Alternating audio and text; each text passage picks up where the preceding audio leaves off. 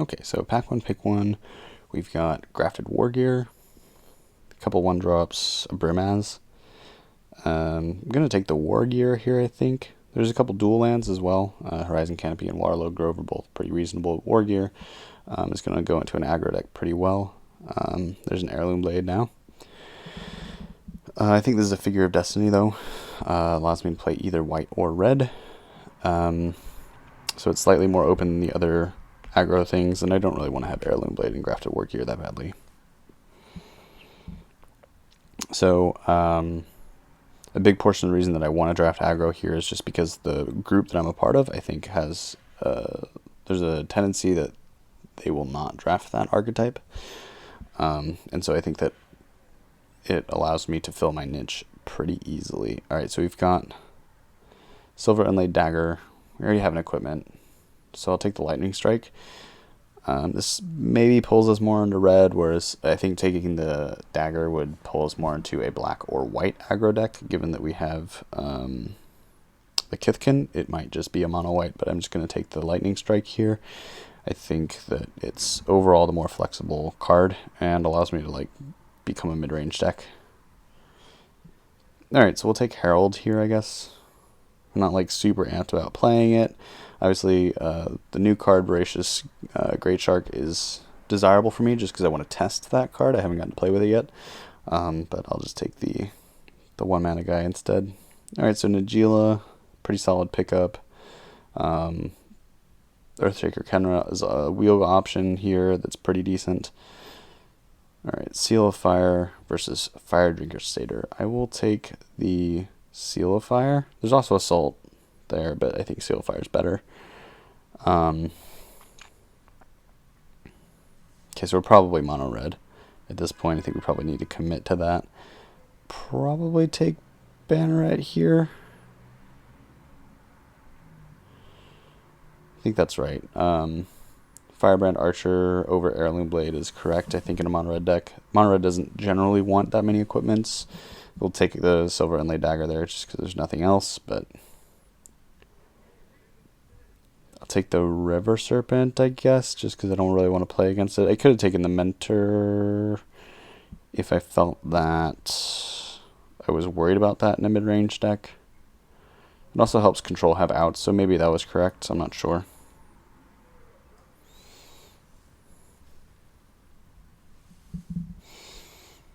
Okay, let's see. Ulcerate. Rakdos Cackler is probably our pick. Yeah, there's nothing, no other red cards in the pack, so we'll just take the Cackler. Probably correct anyway, but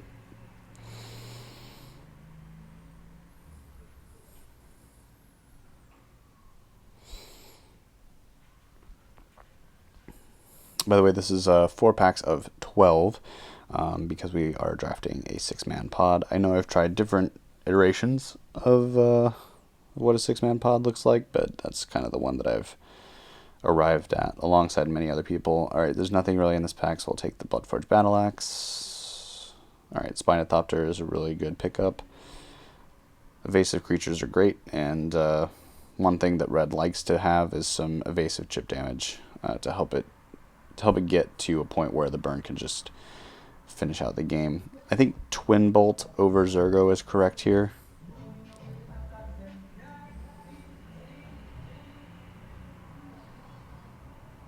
Alright, Sunlance, I guess, since we have a couple white cards.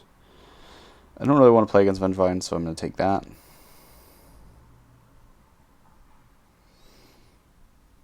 Kind of moving through these packs pretty quickly here, but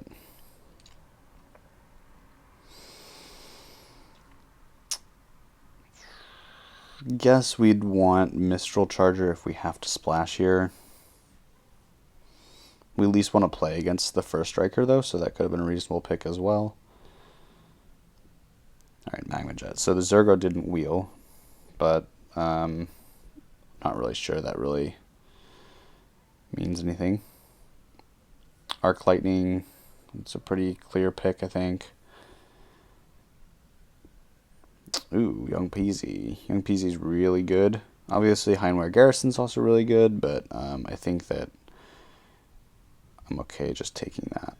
Crater's Claws in a pack where there's nothing. I could have potentially just hate drafted something there. It's we're at 9 creatures. A decent amount of spells, so I like Bomat Courier and Soulscar. I'm thinking that I take Bomat Courier because Soulscar is more likely to wheel. Ooh, a Bolt, that's great. Obviously we're giving up Endless One for that, but I think that's ultimately okay. Karizev, I think, is better than those other cards in that pack. She's just probably the best 2-drop in a mono red deck. Just take Dark Steel Axe, I guess. We could have taken a red-black land if we felt that we were ever going to splash. I don't see that really coming to fruition, but it could have happened, I suppose.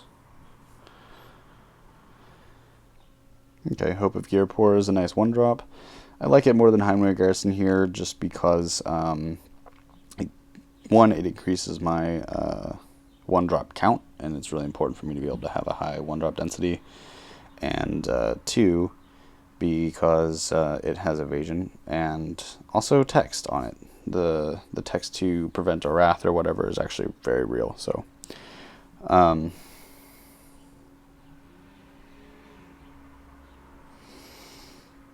the remainder of the picks in that pack were pretty much just take the red card, and they were all good red cards. So, I like Burst Lightning here. It's strictly better than Tarfire, so.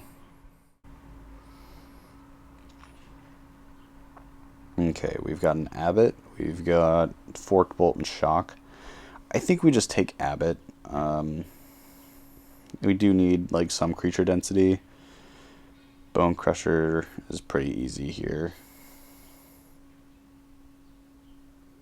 Alright, Volcanic Hammer over Legion War Boss.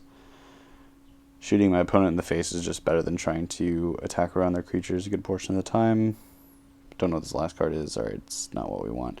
Oh, yeah, the Tri-lands from Cons are not uploaded on Draft yet. So, draft.info. So, those are the new Tri-lands from Ikoria. Or new at the time of this video. Yeah, Tarfire. Fanatical Firebrand's fine, but I'd rather just have the Tarfire. And we can check here. So we have 1, 2, 3, 4, 5, 6, 7, 8. 8 1-drops. Is that right? Bomat, Hope, Figure, Rakdos, Frenzy Goblin, Goblin Banneret, Swiftspear, Soulscar Mage. Yeah, 8. Oh, 9 plus the Flare Husk. Okay, so we're in an okay spot, I think, on 1-drops, so we'll take the Tarfire. Not that we don't always want more, but in this case, I think Tarfire is just slightly better. I could be wrong. I mean, there's definitely like an argument to be made on either way, but Forked Bolt is the pick in this pack, pretty unquestionably. Being able to kill 2 things is huge as aggro. Borderland Marauder, what's the last card? This is a Jackal Pup pack, if I remember right, so that got taken out of that pack somehow. So someone's either hate drafting or they're drafting like some sort of weird pile. There's no one else is in red aggro, right? Because then the War Boss wheeled, so it doesn't make a lot of sense. Dead Bridge, I do not want to play against that card. It doesn't matter where the last pick is. Okay, so we're at 33 playables, I think. Okay, yeah, 33 playables. So what are the cuts? Jeez,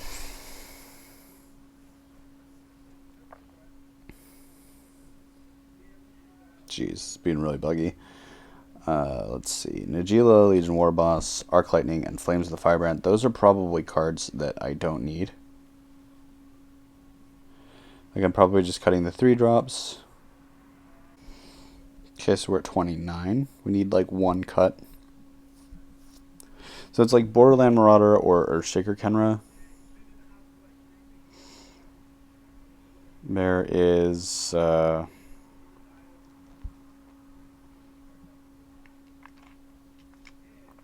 okay, so I think it's probably Earthshaker Kenra. I think having 3 power when it attacks is a pretty big deal for Borderland Marauder. I don't think we're getting the 6 mana very often for the Eternalize. Could be wrong on that.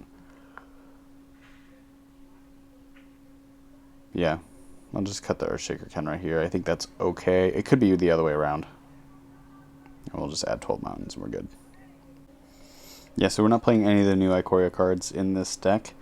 I don't think that mono red gains anything. I know that some people are pretty excited about the cycle 2/2 and the bad lightning strike. I don't think either of those cards are worth it in mono red. The cycle 2/2 is closer, I guess. But I think most of the time your aggro decks aren't trying to cycle their cards. Because your average card is just not that much better than a 2/2. So that's kind of my opinion on that. Unless you have like slower aggro decks that are playing into 4 and 5 drop dragons and things like that, which I consider to be mid-range, but I know that many people disagree and just have slower environments. But yeah, so I think that generally that's not that strong. And on the flip side, the 2-mana bolt is probably one of the stronger ones we've seen. We've seen a Braid and we've seen this one, and those are two of the best bolts that don't go face. So they're like two of the best bolts we've ever seen that don't go face. But it's like Flame Slash, a Braid, and then this thing, I think, in terms of the power level. And I'm not on Flame Slash or a Braid because I want my burn to be able to also hit face. When it doesn't hit face, it's not executing my game plan very well. Alright, so this hand, we have lands, we've got a creature, and we've got some burn spells. So I'm going to keep it. And it may or may not be good. Okay, so Bomat, go. Hit him.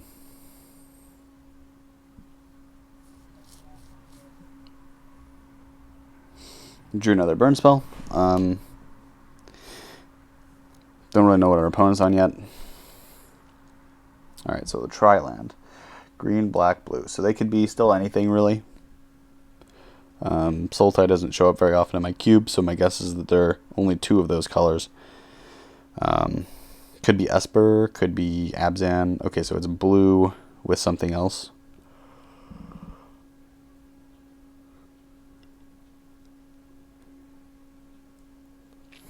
Attack.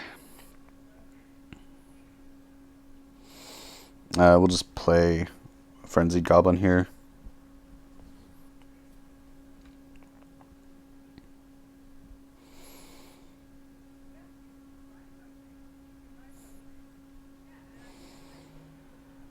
Well, we could have played Seal Fire there, I guess, but yeah, because I'm not going to discard this hand in favor of sacking this Bomat Courier.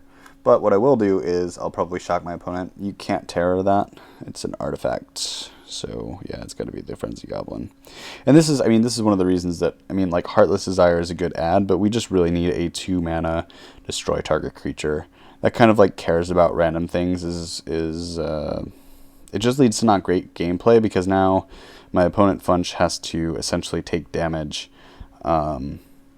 and potentially give me an out to these extra cards from this Bomat Courier that I wouldn't have otherwise. And I think that's like undesirable.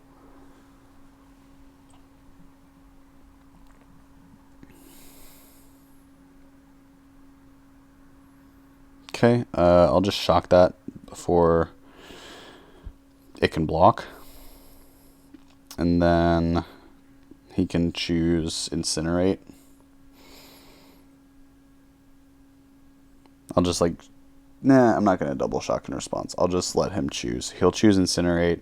We can draw a card.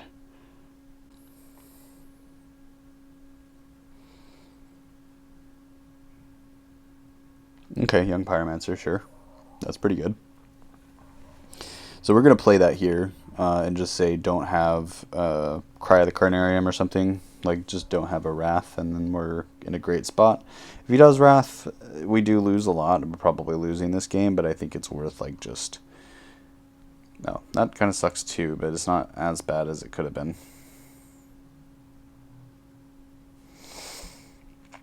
Okay, so we probably just shock that, right?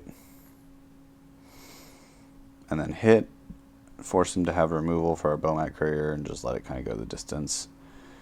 The more cards we put onto this thing, the more it's like an out.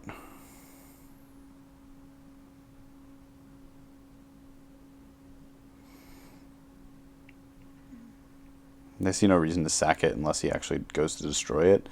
Like, yes, we're not doing a ton of damage here. Yes, we could probably do more with more things, but winning the card advantage game against control, when all of your spells are just deal damage to your control opponent, is like a big deal, I think. We have like 12 burn spells or something like that in our deck. It's a little bit less, I think, main board, because I think the Arc Lightnings are the thing. So now he's got to waste a 3-mana removal spell on my guy.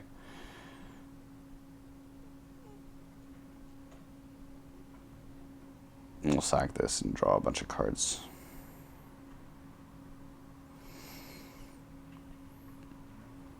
So he drew basically 5 cards because he had to waste Never Return. Alright, this is pretty good. We can go Banneret plus Firebrand Archer, and that's a pretty good board. Okay. Alright, so what we're going to do here is probably attack, do the Mentor buff, see what he blocks. It should probably, it'll be either one of them, and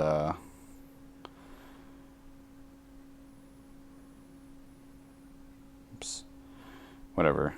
This is going to be a 3-1, and the other guy gets a buff, so he becomes a 3-2. Block. See what happens. If he, whatever he blocks, we'll just Twin Bolt and hit 1 to the face.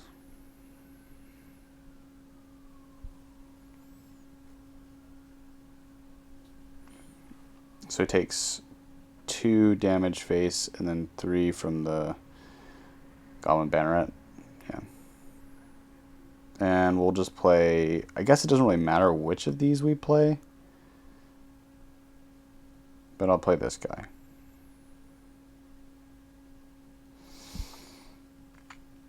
It's actually probably wrong. So right now he's at 8.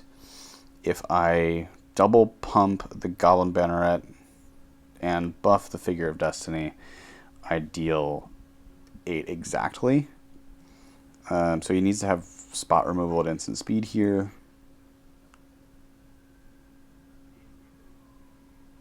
But had I played the Rakdos Cackler, gives me the out of having, a shock or a bolt on top or something like that if he's able to kill the Figure of Destiny. Or what would have been the Rakdos Cackler. He'd probably kill the Banneret, though, so it wouldn't really matter.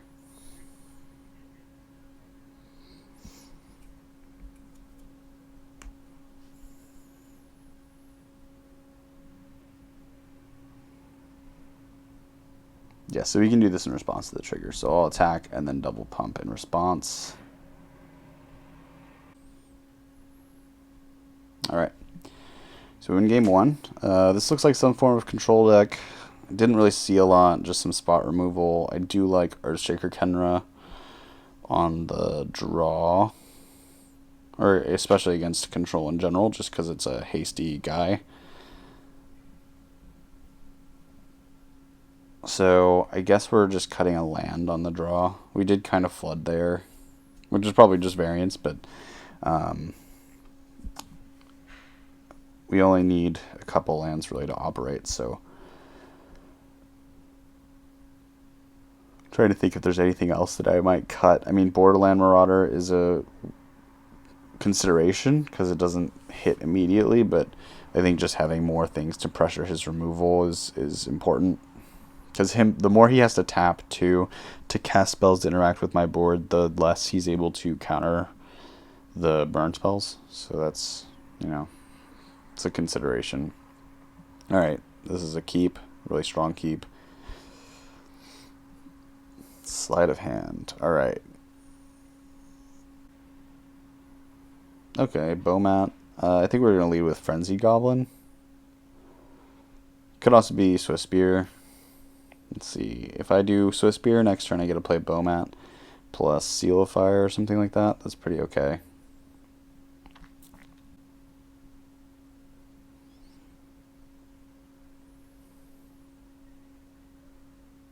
Fibblethip. Alright.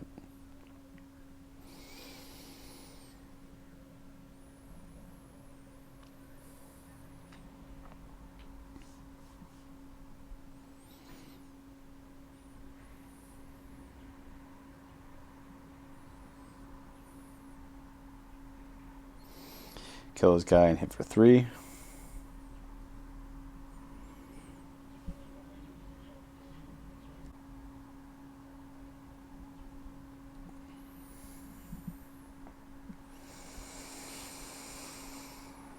Okay, the good news is we can kill that, but bad news is it's going to take all of our burn to do so.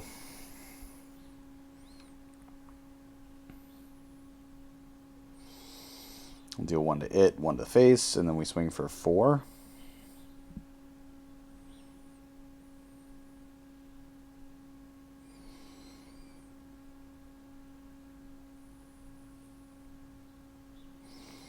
So one thing that I don't want to happen to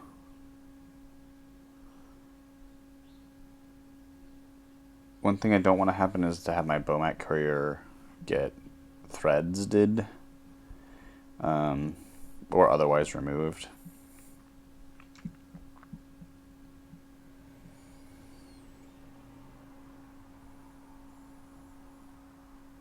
Herald of Torment. Okay. So it's going to deal damage to my opponent every turn, which is ultimately good for me, I think. Oh, man. Okay, so I play Frenzied Goblin, and I think I just play the 3/2 here. So I'm not going to attack.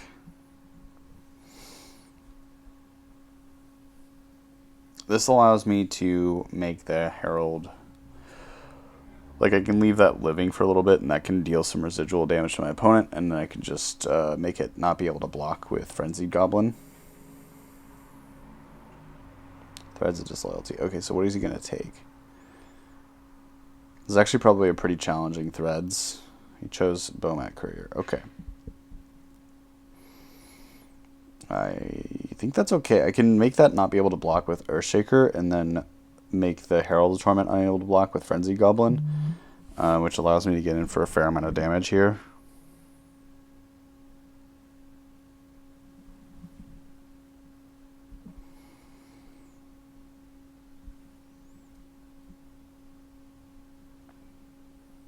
Drew Lightning Strike. I don't want to Lightning Strike the Herald of Torment yet, so if I do the line that I just described, I get in for 3, 4, 5, 6, 7. Putting my opponent to 4. He takes 1 from the Herald of Torment, and then we Lightning Strike him, and he's dead. So that works for me. So then he has to have Counter Magic. And also some way of dealing with this board, right? So he needs to, like, Wrath.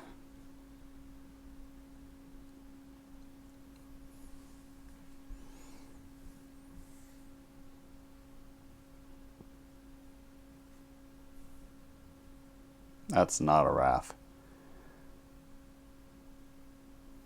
It does make my team worse, though, but it doesn't matter because I just play the Lightning Strike. All right, so we win our round 1. That seemed pretty good. I was pretty happy with that configuration. So let's just head into round 2.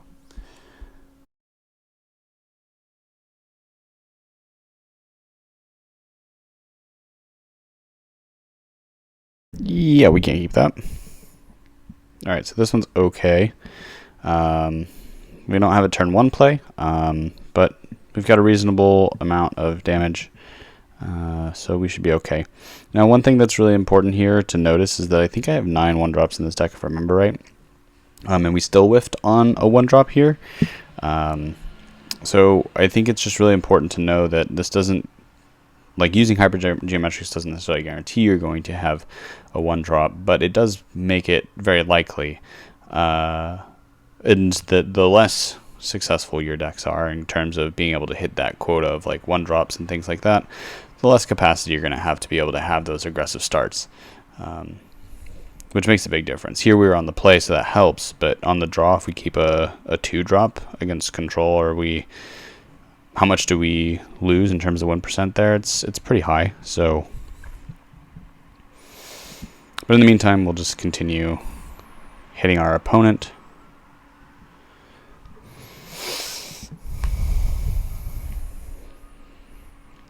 And unfortunately, we're flooding as well here with a 12-land aggro deck.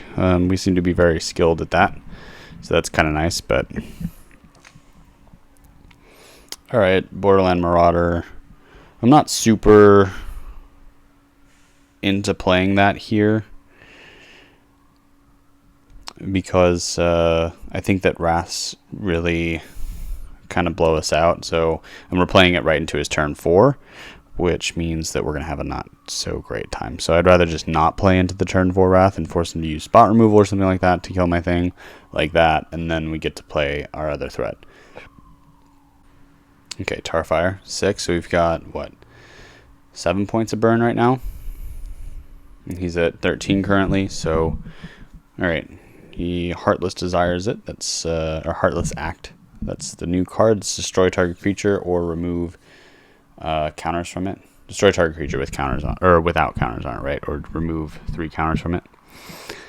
Essentially Doomblade a good portion of the time, but sometimes it's going to be worse, or sometimes it'll be better, right? So, alright, so my opponent is going to continue upticking this Ob Nixilis most likely, which is really good for us. So I think that our game plan right now is just to let him continue doing that and reducing his life total to the point where we can just beat him with burn.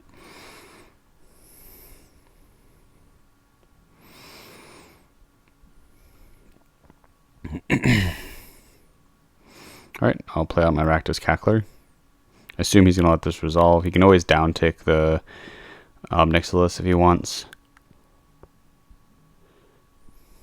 Alright, Vendetta taking 2.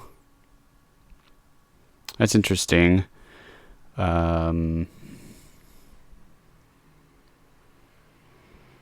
kind of like just downticking the Ob, but I guess that he needs to get it to a point where it can ult. So we're just going to Tarfire here to see if he's got a counterspell or like try to bait it out or whatever. Alright, Abbott. We're going to play our land first just so we have more mana at our disposal.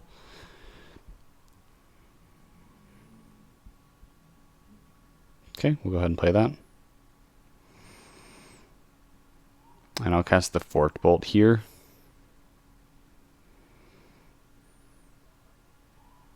Just to get the ping trigger from the Firebrand Archer. It's more important for me to resolve the Volcanic Hammer, so I don't care as much about this getting countered as I do the Volcanic Hammer.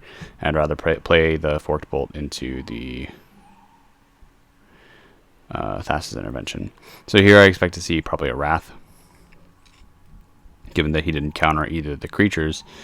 So I expect him to go ult, Wrath, yep, there's the Languish.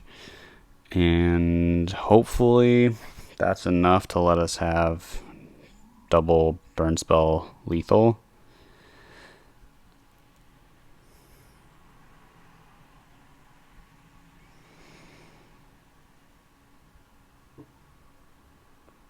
Alright, we got there. Beautiful. Okay, game 2 against control. We're cutting a land here on the draw. And probably bringing in Kenra. Earthshaker Kenra. Spinothopter is like worse against control. So it's like Borderland Marauder. And we can bring in like 1 or 2 of these Arc Lightnings. I think just 1. We do still want that residual damage at 2, but burn spells in general versus control are very good. They stress their mana. So when you use your creatures early to hit control and they have to Wrath, then they tap out, and that gives you a window to resolve your burn spells and hopefully close out the game to a pretty low life total to where, you know, any top deck burn spell is pretty close to lethal. That's generally your game plan as aggro, red aggro in particular. So yeah, that's kind of what I'm thinking about doing here. This hand's great. We've got 3 burn spells, 3 creatures. Bone Crusher Giant doing great work in terms of playing double duty, so I like this hand a lot.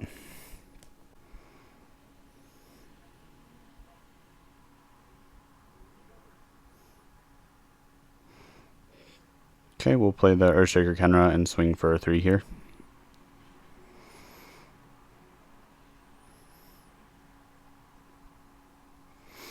Go for the throat, targeting Earthshaker Kenra probably.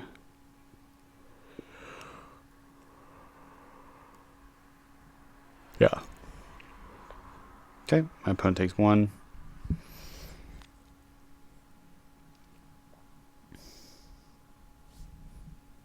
Oh, okay. That's not good for us. Thankfully, we can kill that here. And sadly, we don't get to play the Young Pyromancer and do it, but...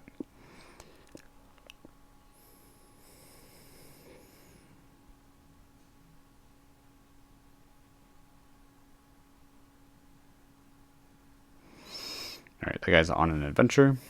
Just chilling. Alright, this is nice. So you gotta play Bone Crusher Giant. Would you like to counter it?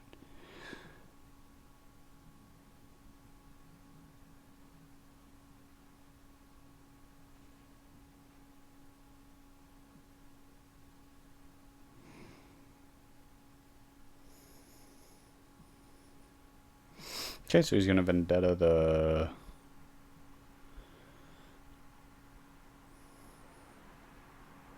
He's Vendetting the Bowmat Courier. Took a damage off of the Underground River to do that.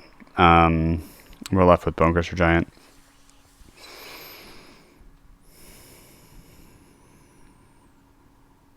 Okay, Prison Realm. It's a good one here. It doesn't target on the stack, so when it's a spell, it doesn't trigger the Bone Crusher, so that's a good draw for him. And he gets the Scry, so and we're at 2 cards in hand. That's not a particularly good place to be. But I think that we just play out our Pyromancer, play out our Frenzied Goblin, and alright, he's going to kill the Pyromancer before we even get to cast a spell. Yeah, that's probably it. It's going to be hard for us to outvalue our control opponent here. There's definitely potential that we can go all the way, but there's certainly more potential that my opponent is able to accrue more value than we can and win the late game. Given that still somehow we're flooding, we don't really want to see more than 3 lands in this deck. So far we've drawn 5 in the top 14. Which I guess is still about right. But yeah, it's not desirable. Nicholas. Okay. That's a draw. My opponent's not very high on life total. So I guess we can Forked Bolt the Obnixilis here. And that puts him to 6.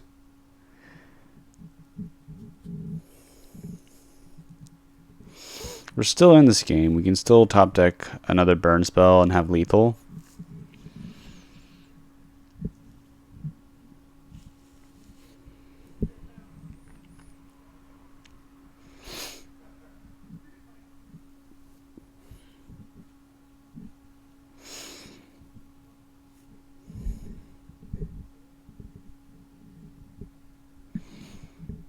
Alright, that was kind of brazen from our opponent. Yeah, okay, so had we...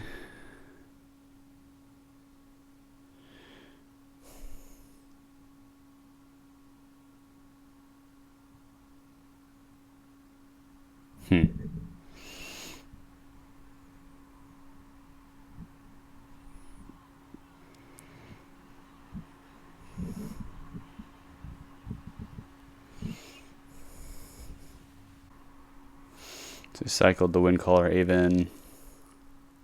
I've introduced more cycling to my environment because I think that the modality is pretty useful. Okay. Yeah, so last turn had we messed up. We could have I'm recording this post, so I'm a little bit more aware. But had we played a land and just been hellbent or just kept the Volcanic Hammer in hand, we could have played the Earthshaker Kenra last turn, or like 2 turns ago now, and that would have been enough. But unfortunately, that's not an option anymore. I don't think that I remember that it was in my yard during the game, so, you know.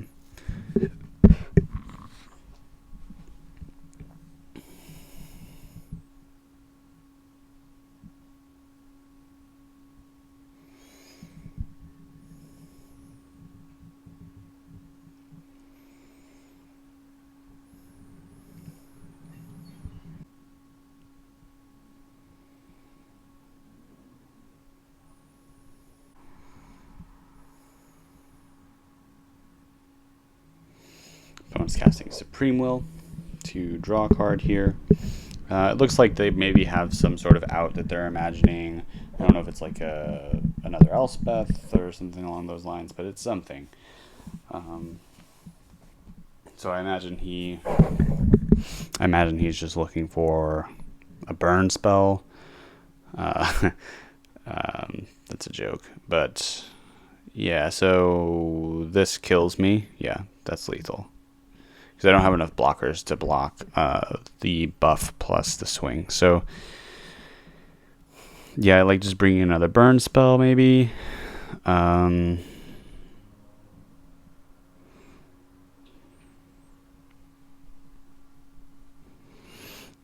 of what to cut, though. Could just be another 2-drop that's, like, kind of slow.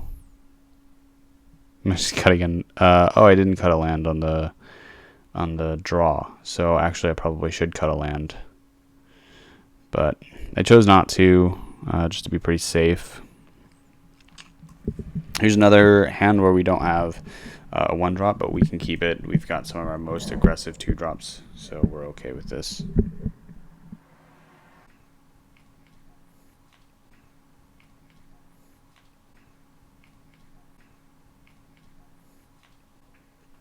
Okay, so we play our Karizev. She's probably the least valuable. She's got one of the faster clocks of the cards in her hand, but she's least valuable against control, just because of her 1, lacking resilience, and 2, lack of haste, I think. So just hit for 5.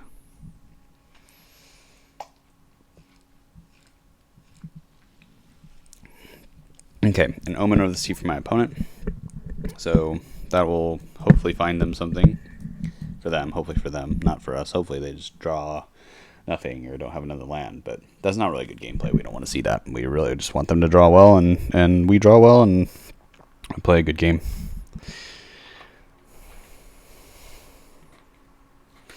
Alright, well, I'll swing for 5 again. I don't think I'm going to play many more threats into this. Most likely Wrath, right? Alright, so he's doing something before combat. Probably going to kill the Karizev. Vendetta. Is he targeting Earthshaker? Yes, because he doesn't want to take 3 from killing the Karizev. Okay, I accept.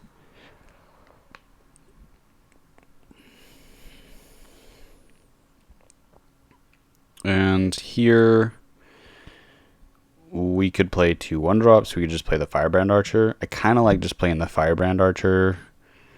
I kind of like just playing Goblin Banneret. I mean, playing one of these threats is fine. I could just play Figure of Destiny too.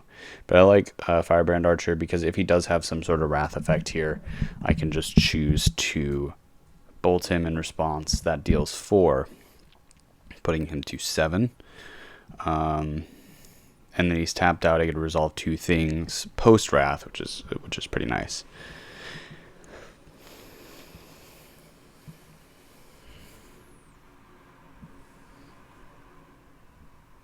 Didn't we win one of our games in round 1-2 on the Goblin Banneret Figure Destiny plan? That was pretty nice. Okay, so no Wrath. That's really big news for us. We drew another land. Somehow 12 lands, too many. Who knew?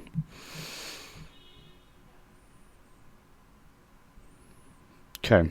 Just not going to play anything.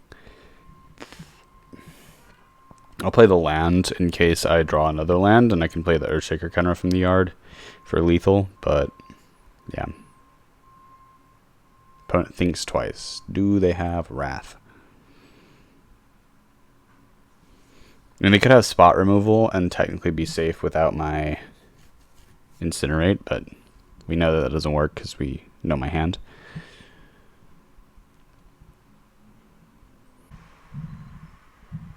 Okay, Heartless Act to kill Firebrand Archer. I'll respond by shooting him in the face. Okay, so he takes 1. He's down to 5. We hit for 3 next turn. Any burn spell is lethal. A land is lethal. Okay, there's a burn spell. We did it.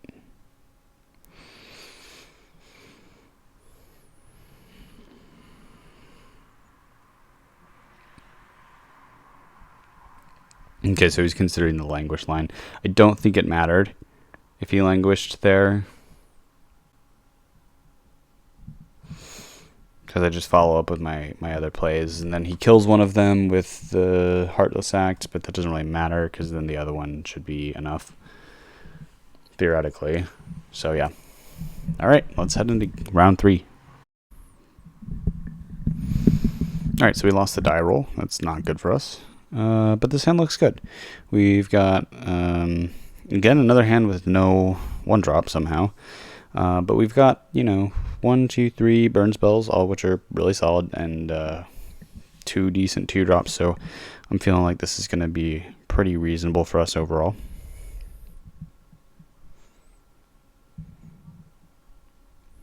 This is for all the marbles, theoretically, right? It's for the 3-0. The old trophy.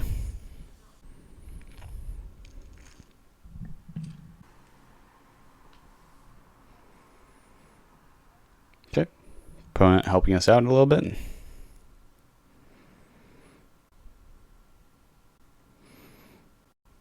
And they play a dork. But it's not a dork I can't even kill. Pfft, ridiculous. Alright, I'm going to play Seal of Fire. Pass the turn. I went full mono red there and just let him fetch and do whatever he was going to do. 3 mana, huh? Alright. Nissa, blah, blah, blah, blah. Alright, so this is not too bad. We can shock it and then play Viashino Pyromancer to kill the Nissa. It'd be really great if that was kind of his whole game plan.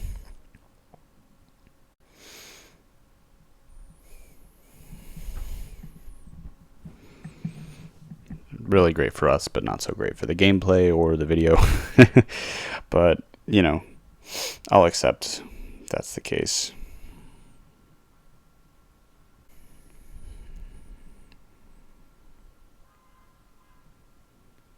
Okay, a dork. Floating some mana. I'm assuming black, but I couldn't tell you for sure. Maybe it's green. It's got to be green, actually. Yeah, it's green. Okay, so here we get to go Avacyn's Judgment or Forked Bolt. That works too. Clear his board and hit for 2. The Forked Bolts are something that I'm considering cutting just for how efficient they are at killing multiple X1 bodies, which leads to kind of gameplay where they kind of win the game on their own. Like in that scenario, getting 2 damage in where I would normally just get in none is a really big deal. Granted, I mean, I don't know if he would block with the elves, but, if it's trading with the 2-1, maybe that's correct. So that kind of gameplay is something that I'm kind of looking at, thanks to Dan, who is my co-host on CubeCat, also known as Sir Funchalot. So, but that's something he's been pointing out that I would tend to agree with. What's nice is that when those kind of spells help you against mid-range, like in this matchup where I'm playing against some sort of green-black deck, which is aggro's least favored matchup. So helping aggro in that matchup is a net positive, I think, but it makes aggro mirrors really not great. Okay, so I'm swinging for 2. He's going to Hero's Downfall, the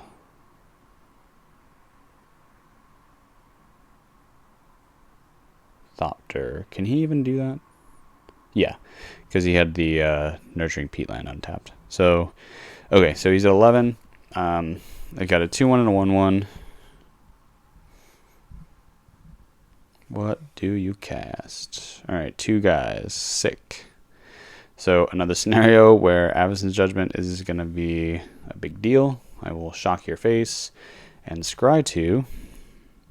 Both of those seem okay here, but I'm less interested in the Pyromancer. I just want the 1/1 flyer. And the reason for that is because I can cast it this turn. I know that I can equip it with the Flare Husk if my opponent doesn't impede my goals. Opponent's at 5. We have currently 4 damage on board. He's going to play a thing. That's fine. Okay. So what we want to do here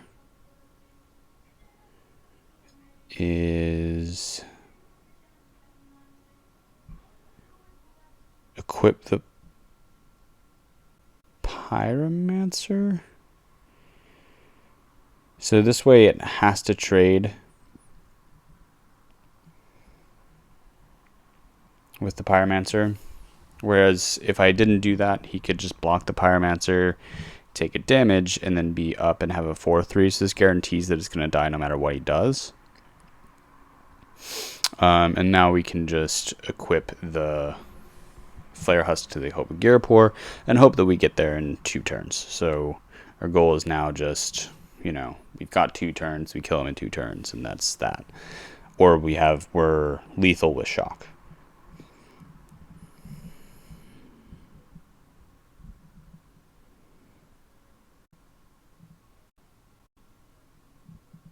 Control Ascetic. That does not do it. Okay. Play the Abbot.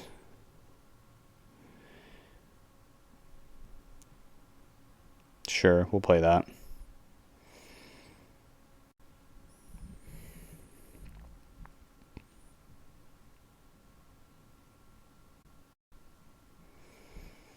Okay, we did it. We beat mid-range. All right, round 1. That's pretty nice. On the draw, I think we cut a land again. I like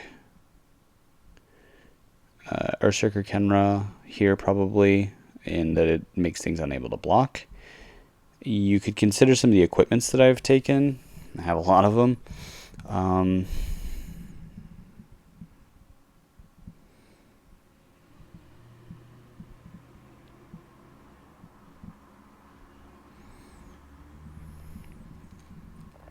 I also like the 3 mana burn spells, maybe. Those are worth considering. That was like another big thing that I was thinking about here. But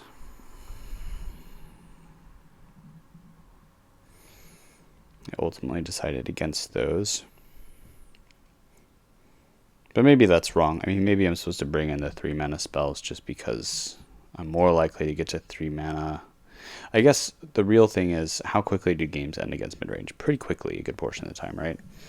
Yet another hand without a 1-drop, but we're going to keep it. We've got Interaction and Firebrand Archer. Firebrand Archer being one of the cards that's better against mid-range because it lets us deal damage without actually attacking, which is a big portion of our problem against mid-range, is our guys just get out-bodied very quickly. So what we want to do is we want to be able to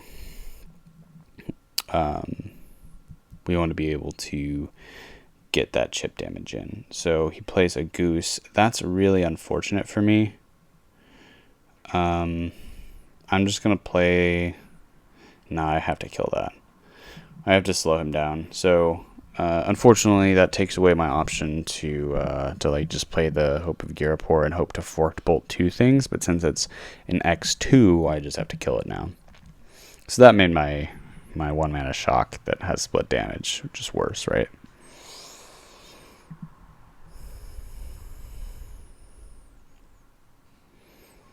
Okay, I'm just going to play Firebrand Archer.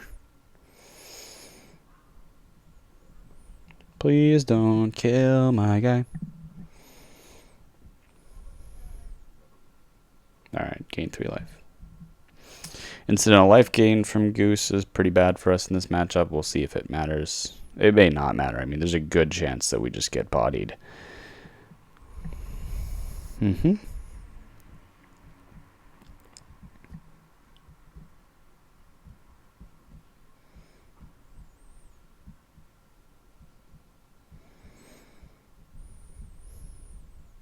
So I'm going to kill the Golem here. Still can't really attack with our Firebrand Archer, but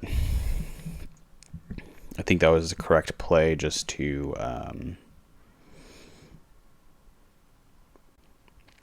ensure that the board is clear. Maybe not. Maybe we're just supposed to go face and ignore the 3/3.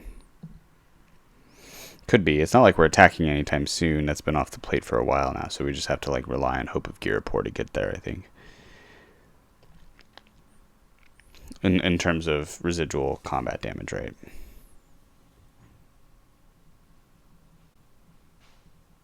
Yeah, we'll scoop to the guy that comes in, is huge, and destroys my thing and has reach. No thanks, I'll pass. I don't think we're winning that game ever, right? You play like a big thing, you kill my 1 source of residual combat damage, and you have flying, so now any flyer that I draw that would be able to do stuff isn't going to do that anymore.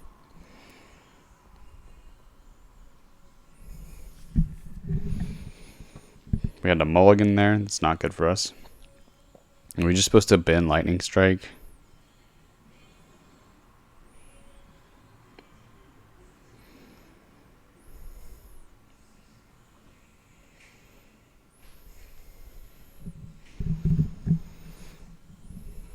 Alright, player 1/2.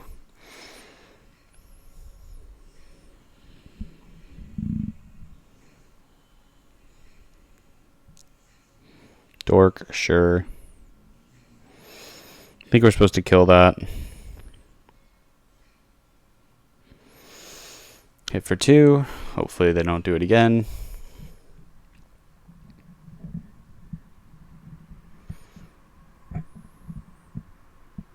Okay, 1-time Twin Bolt. Let's go. Yikes. Okay. I guess we're just supposed to play Firebrand Archer here and attack.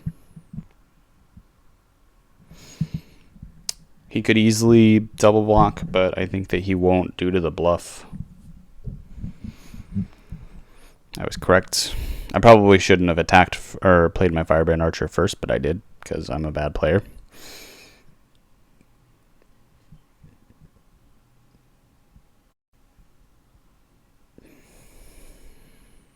Okay. It's not good for me.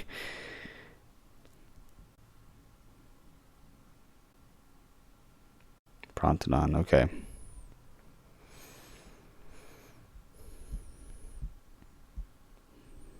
Didn't we board out of land? I'm almost 100% sure we boarded out of land.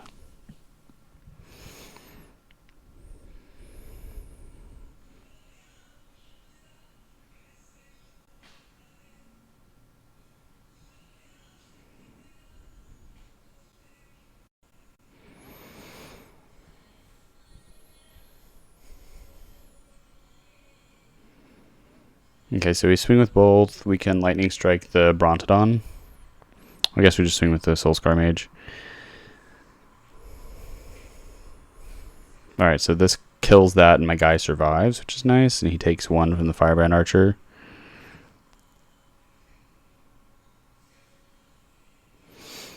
We're in an okay spot if he doesn't draw any gas. But if he plays like any big thing, we just lose.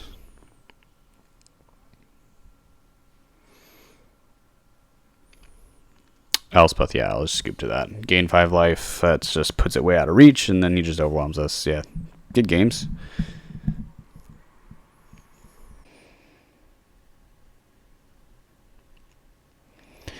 Alright, well, we rolled a 20, our opponent rolled a 1, so that was a pretty dominant die roll. Hopefully that reflects how the games will go. Okay, this is a great hand. We've got 2 lands, 4 1-drops, and a burn spell.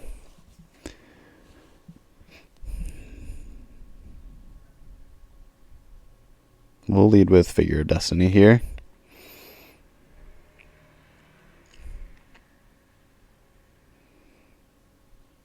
Could have been right to just play like Cackler or something like that. Figure of Destiny requiring me to play a second mana into it is a little less than ideal, but hey, look at Painland doing work for us.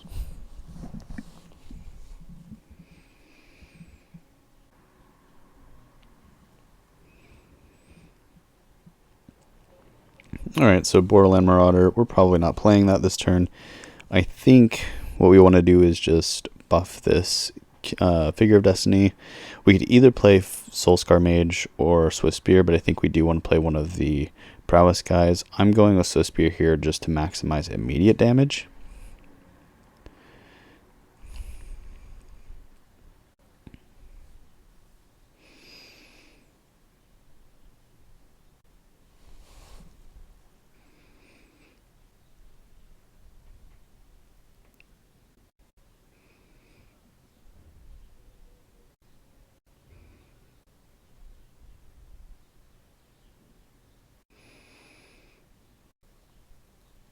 So we're just going to attack. If he's got removal, that allows us to cast the Bone Crusher Giant, and if he does nothing, then we don't really have to do much here. We can there's like maybe an argument to deploy a threat, but I'd rather just hold up burn spells for his end step. Now since he tapped lower than any counterspell on my cube, I can cast his Bone Crusher without potentially being 2 for 1, quote unquote, right? Because what I want Bone Crusher to do is deal the 2 damage and then maybe be played as a 4/3. So that gave me a window to resolve that spell in a way that wouldn't cost me the creature half, even though obviously getting to cast both halves of that card is a 2 for 1 when your intent is to get both halves of that card. It feels more like a 2 for 1 on your opponent's end. So just explaining my probably poor language on that. I don't think I'm supposed to play any of these things pre-combat. There's a good number of things that, I may want to cast after. Okay, so my opponent's tapping a green source. He's flashing in something. Wildborn Preserver. Okay, so we will kill that. And put our opponent to 9. We'll play Rakdos Cackler here. I'm doing this because this allows me to not have to spend my Lightning Strike next turn in order to deal 2 damage. So Soulscar Mage, really nice in that it can have prowess damage and things like that. But what I don't want to have to do next turn is be locked into casting that Lightning Strike just to deal the extra point of damage from the creature. So I'd rather just be able to attack and not have that necessity.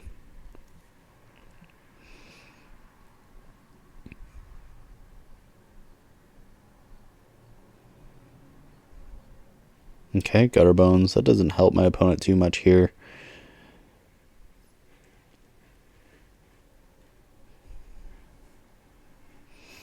Okay. Tapping for Gideon.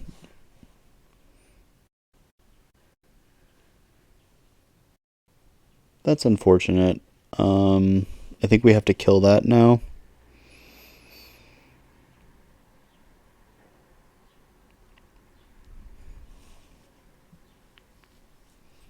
Which really stinks because I wanted this bolt to be able to go to his face.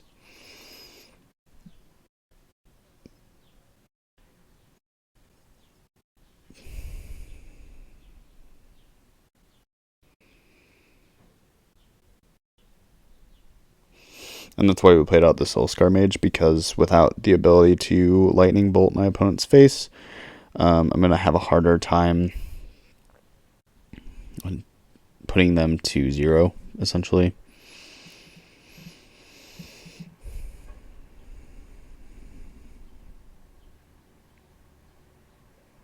Heirloom Blade, okay. That's not that good here. I mean, it does stonewall my board somewhat, but if I draw any sort of burn, which I did, we end up being okay. And if not, we can just play the Bone Crusher Giant, I think. Just like swing into it, play the Bone Crusher. But here we just have lethal instead. Okay, so my opponent is resolving the trigger. This is going to be information for us. I think that they should probably just scoop. I don't think Usman realized that he is dead. Usman Jamil, by the way, really talented player, and makes fantastic cube content. So if you're ever looking for more cube content to digest, he currently writes a great deal of set reviews, specifically for cube. And he also has a podcast called Third Power.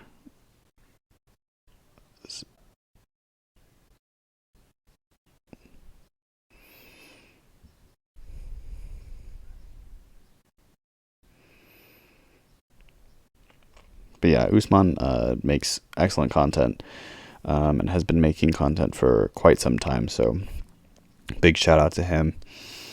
Against this deck, I think we're bringing in the 2 Arc Lightnings and cutting a land, and probably Borderless Marauder. The card's just like kind of mediocre.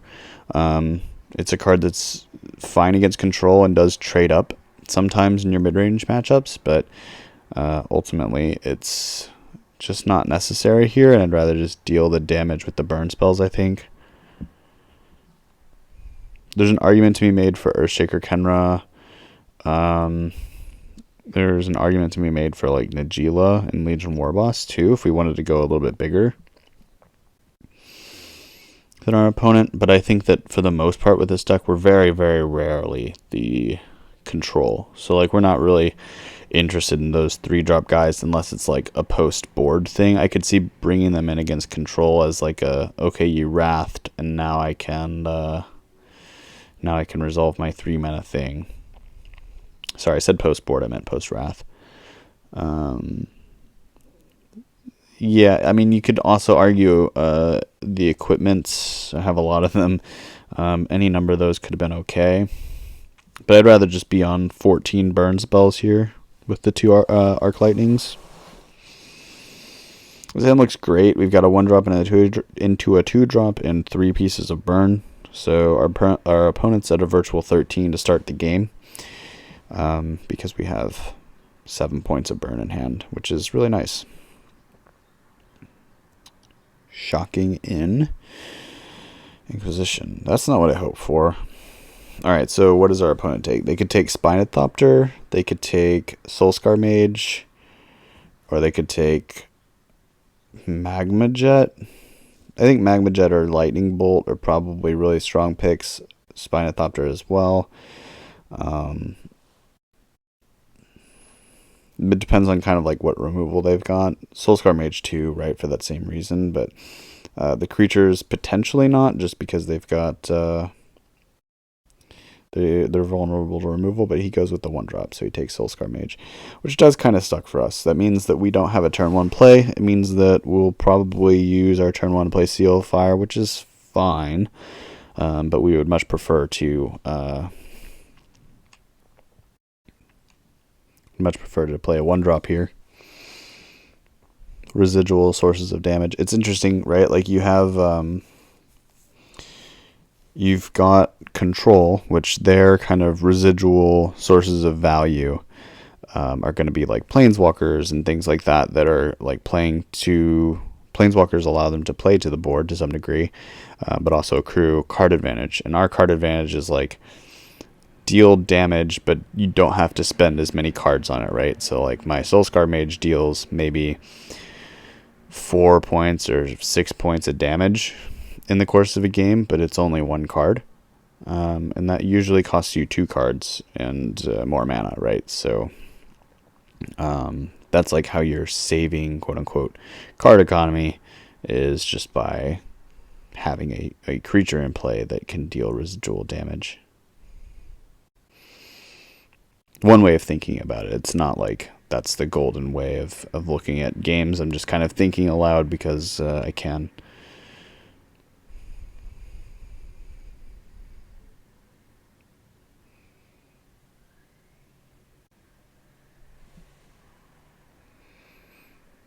Yeah, our opponent's deck is pretty goofy. If you've ever seen Usman Jamil Giraffe, this is certainly a pattern.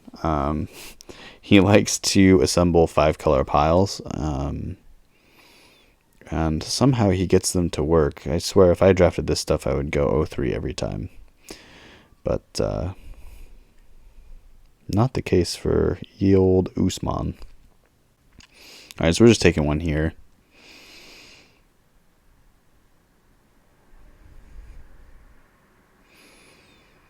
Okay, safe hold elite. We're still ahead on life, so I'm not really that concerned. That's not a good draw.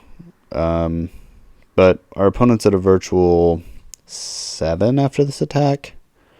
Fatal push, sure, that resolves.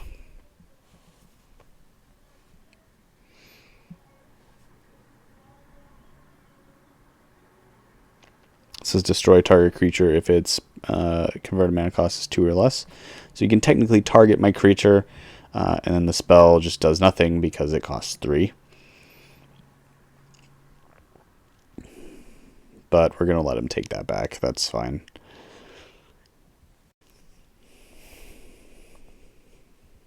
Obviously not what he intended the spell to do. So, may as well let him take that back. Yeah, we don't really have to play anything here. We could play a land. There's usually not a lot of merit to holding more than one land in hand, except to make my opponent feel more afraid. So maybe they play scared and don't play out this Lovestruck Beast or something like that. I'd still have to have a lot of burn damage to kill my opponent, right? I have 2 on board, so he's at 11. I guess not really. Just like 2-3 mana burn spells and then 2 shocks puts him to... Yeah, he'd be dead with the attack from the Spinethopter. Not anymore, but he would have been.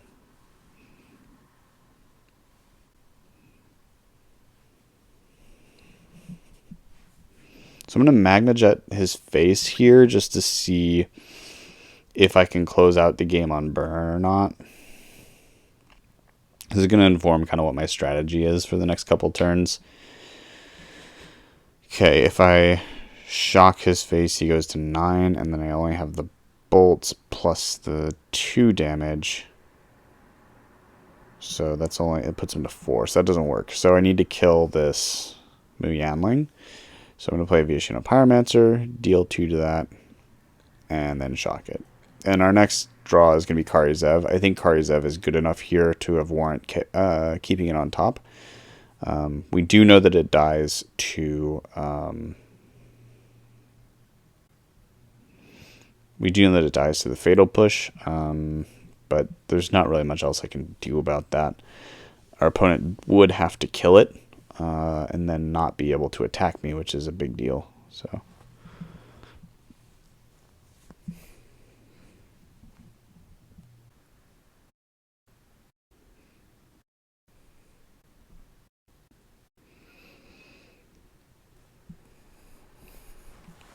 this is a closer race than I'd like it to be at this point. Opponent plays a tap land. I'm assuming they'll play Lovestruck Beast here.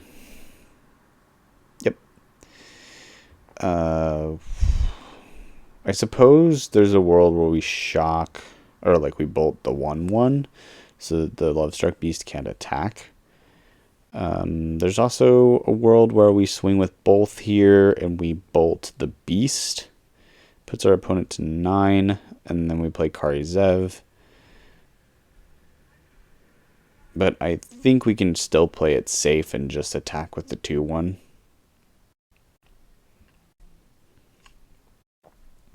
going to be a difficult game to win.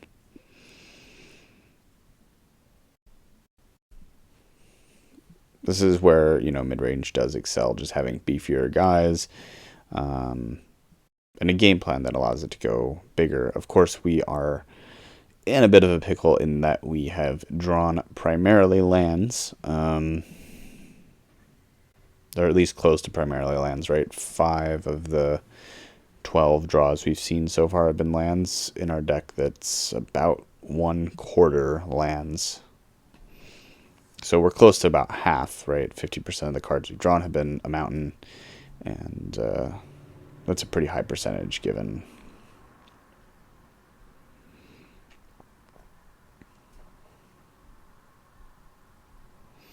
All right, so opponents fate sealing us with Portent, which really sucks for us.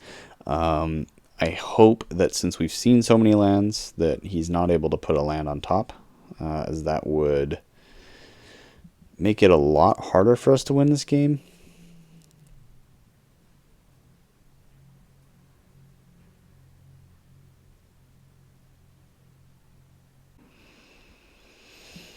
So now what do? He's going to attack next turn for, what is that, 8?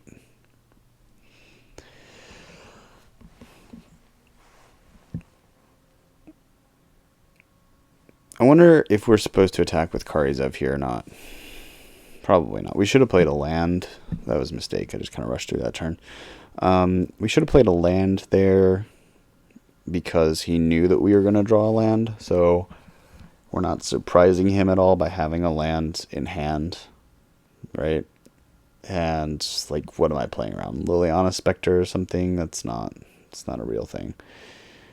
All right, so I don't think it's a winning line to chump here. I think we would just lose if we did that. So instead, I'm just going to take the 7. And hopefully we're able to have enough damage to win here. Okay, so they play Riss the Redeemed. What Scalding Tarn is good news for us, right? They take a damage. I guess it means that they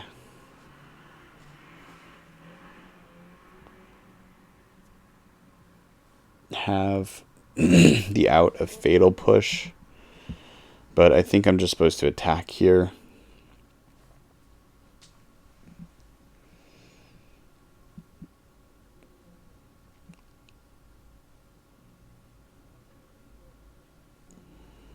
Karizev going to get my opponent to 5. And then with the bolts, we only need to be able to deal 2. Let's see, my opponent on the crackback. If they don't block anything, they die, right? So they have to block something here. I think they'll block the token, which leaves them with 5, 2, plus 1. So they can only get in for 3, which means we're still alive. We can play the Hope of Girapur to block the 5/5. We're dead to removal that way. But sure, if we die to removal, that's fine.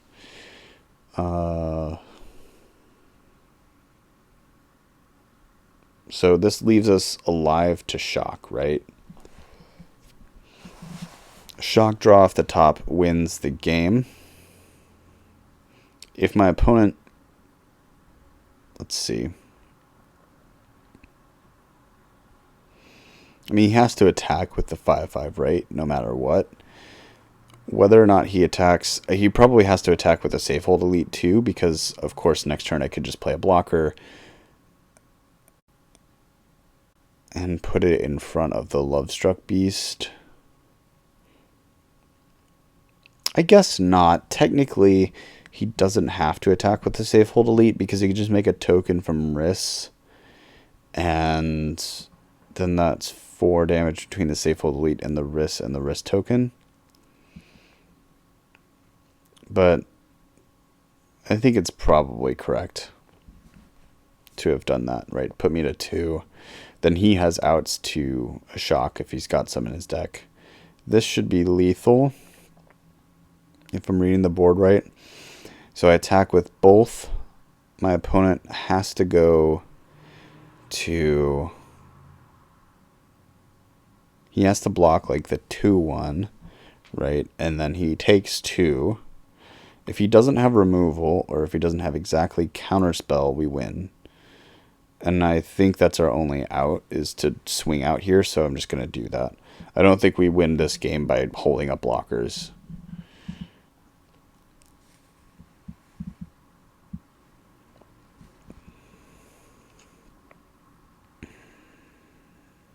I want to see if he's got removal, so I'm not going to cast this lightning bolt until post-combat, or as late as possible, right?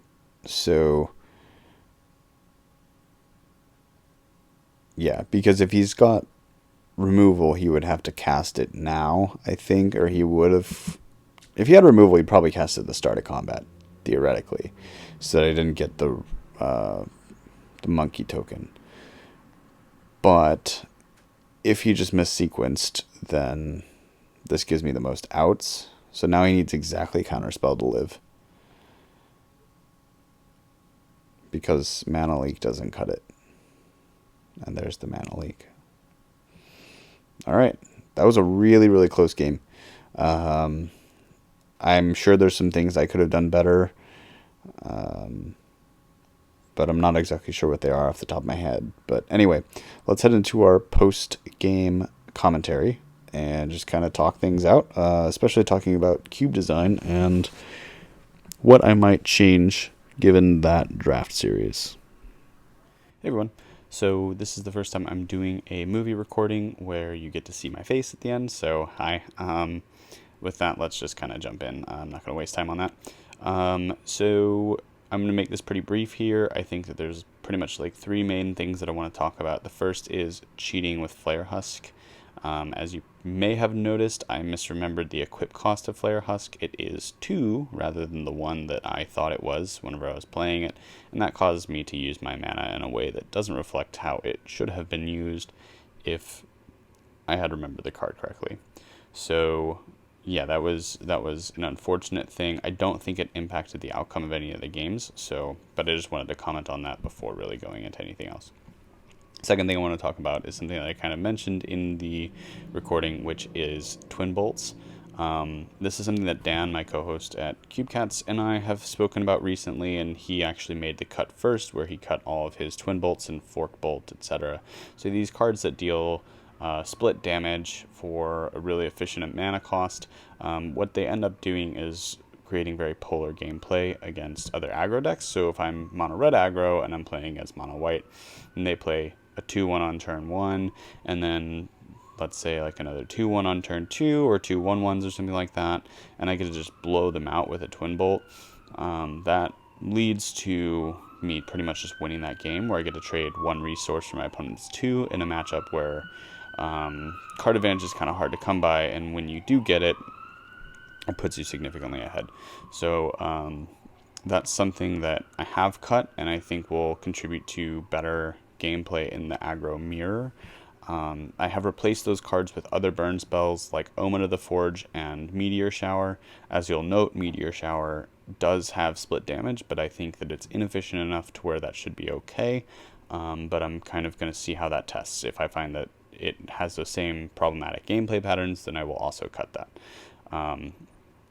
But my goal is to keep a relatively high burn density, but I'm okay with burn losing some of those things in favor of having some bigger things as well, like Rekindling Phoenix and Pian Karan, because I think that mono red is probably the strongest deck in my environment. It's just very consistent, very easy to draft, and it does win games quite effectively and decisively for the most part. So the last thing is Earthshaker Kenra. So this actually has to do with the gameplay rather than cube design or me cheating. So Earthshaker Kenra was a card that was in my sideboard. I mentioned in the deck building stage that it was close between that card and the 3-2, which I'm forgetting that card's name at the moment. But I ultimately think that it was probably erroneous of me to put it in the board. I'm not sure if it should have come at the cost of the 3-2 or if it should have come at the cost of another land. We boarded out a land in the vast majority of our games post board, I think, and we still managed to flood. So I can run the numbers on that. So I think the thing is that since we're curving to 2, the reason that I didn't do this is that with only 11 lands, you only have a 64% chance of seeing a second land in your opener, which means that you're fairly unlikely to hit your second land. And I think that's pretty important in this deck. So what it ultimately came down to was I'm going to play 12 lands most of the time, just because while it is important for me to not flood, it's also very important for me to be able to cast my cards on curve, and also not to have to mulligan a lot. You know, we do lose a lot when we have to mulligan as an aggro deck. So yeah, so I believe that's all I have to say. Please let me know what you think of my gameplay, of the draft, of whatever in the comments down below on YouTube, on Reddit, and feel free to join our Discord, which will also be linked in the Cube video. So thank you guys for watching. Please like and subscribe as it helps me grow my channel, and happy cubing.